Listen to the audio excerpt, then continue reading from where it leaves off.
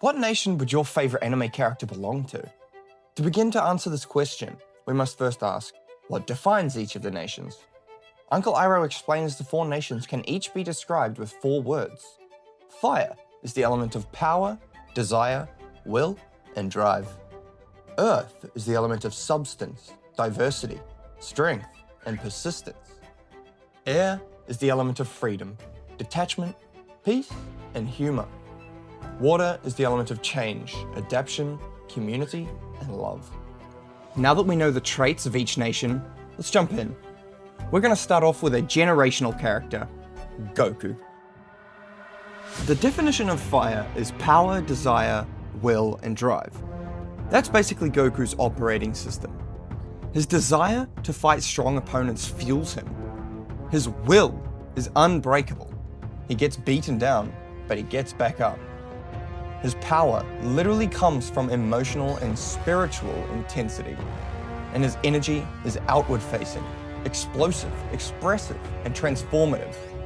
Fire in Avatar isn't just aggression, it's life energy and motivation, and Goku embodies that perfectly. Next up, the second of the big 3. For Naruto, I think the best pick is water.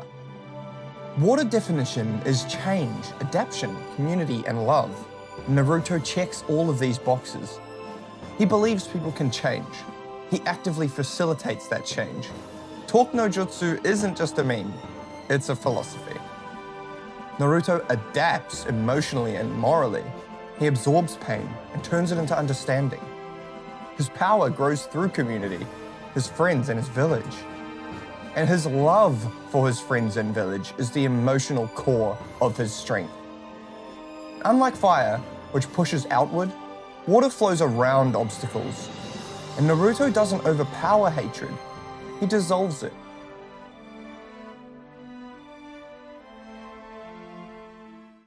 Now, the last of the big 3, Luffy.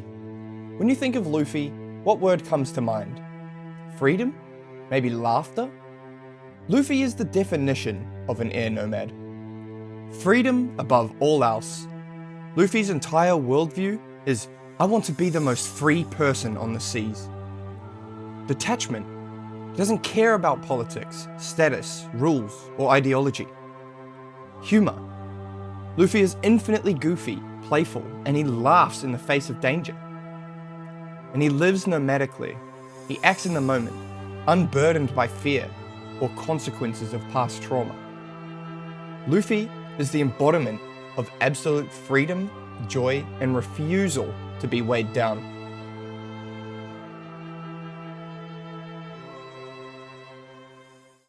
Next up, let's see where Saitama fits.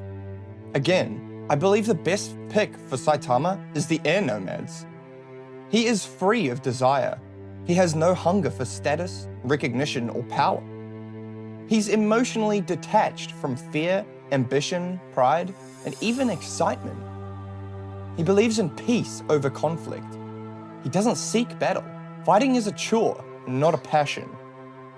And his comedy comes from his understatement and absurd calmness. Effortless freedom and oddly peaceful, even in catastrophic situations, perfectly describes Saitama as an air nomad.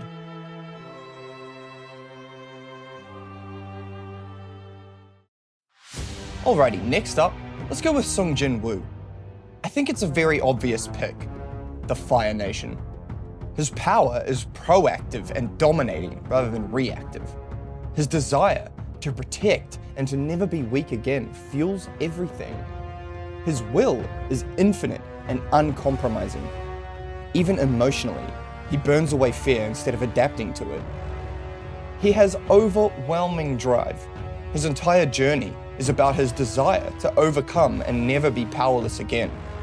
But fire is not always about overpowering others.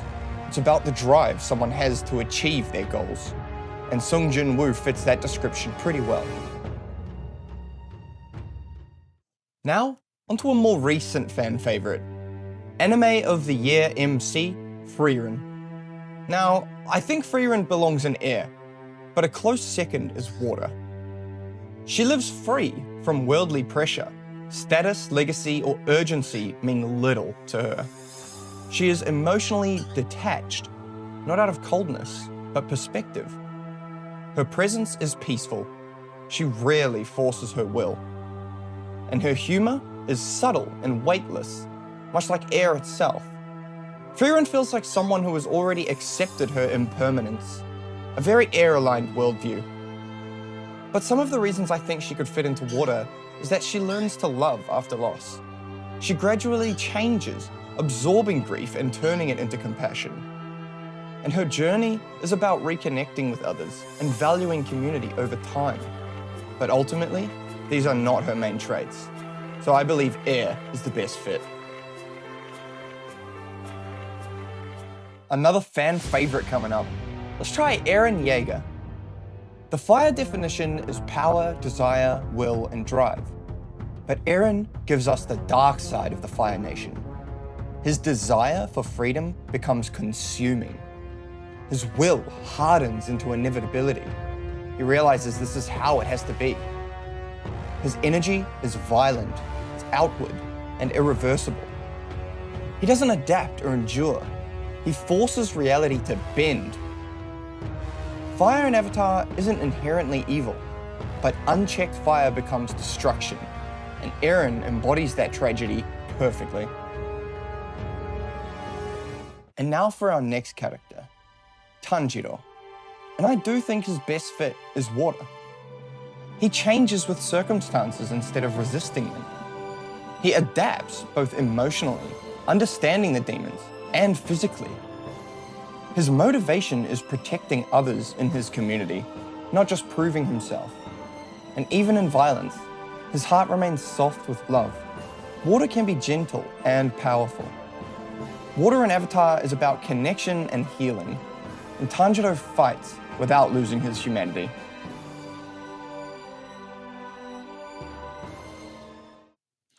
Now for one of my personal favorites, Meliodas.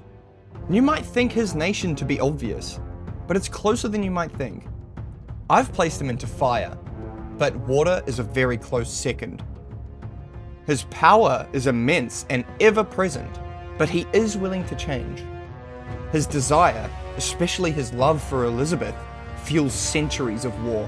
His will resists gods, demons, and even destiny, but his drive to protect Elizabeth and the other sins is unwavering. Although when his emotions overflow, his fire becomes destructive. Literally. But this is a fire that burns for someone, not for conquest. And although sharing qualities from both nations, his prime traits sit with the Fire Nation. And for our final character, we will look at a second character from an anime we've already covered, Levi Ackerman. Now, I really wanted to finish off with a character that fits the Earth traits. But why Levi? He embodies persistence and endurance. Levi doesn't rush recklessly. He's grounded in strategy and competence. Levi isn't superficial or unpredictable. Everything he does has substance and purpose rooted in survival and protection. Levi is strong. He's literally humanity's strongest soldier, but also mentally and emotionally. He's persistent, and he keeps moving even when the odds are catastrophic. Finally, his endurance, resilience, and constant presence through battles embody enduring strength. There's almost nothing that can knock him off course. Levi's worldview is basically, stand your ground, do what's necessary, endure, and protect what matters, perfectly projecting the Earth Kingdom traits.